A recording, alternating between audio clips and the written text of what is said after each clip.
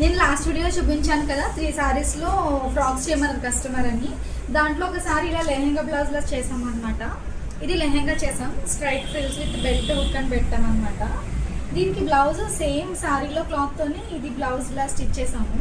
ఇలా collar neck పెట్టామన్నమాట. పైన కొంచెం డిఫరెంట్ కాలర్, ఫ్రంట్ ఇలా హుక్స్ వస్తాయి, ఒక చిన్న హుక్ పెట్టాము అంతే, అంటే తల వెళ్ళడానికి. కింద ఇలా మంచిగా ఫ్రిల్స్ పెట్టి పీకో చేసాము, చాలా బాగుంది పఫీగా. అండ్ హ్యాండ్స్ కూడా ఫుల్ హ్యాండ్స్ అన్నమాట. బ్యాక్ కంప్లీట్గా కాలర్ నెక్ వచ్చేసింది. ఈ ప్యాటర్న్ నేనే సజెస్ట్ చేశాను అనమాట, బాగుంటుంది అని. అంటే అన్ని సారీస్ ఫ్రాక్స్లా ఎందుకని.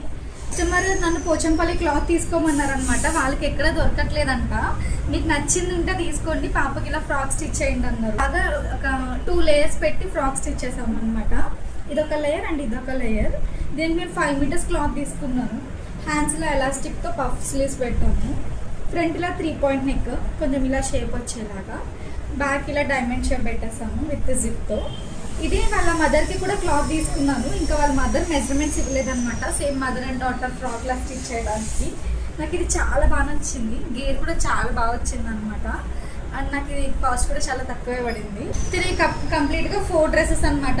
ఇది లాస్ట్ వీడియోలో పెట్టేసాను కదా. ఇవి 2 ఫ్రాక్స్ అండ్ ఇది ఒక పోచంపల్లి ఫ్రాక్. అండ్ ఈ 2 డ్రెస్సెస్లో మీకు ఏది బాగా నచ్చిందో కామెంట్ చేయండి. అండ్ మోర్ డిజైన్స్, మోర్ వీడియోస్కి నా ఛానల్ని సబ్స్క్రైబ్ చేసుకోండి.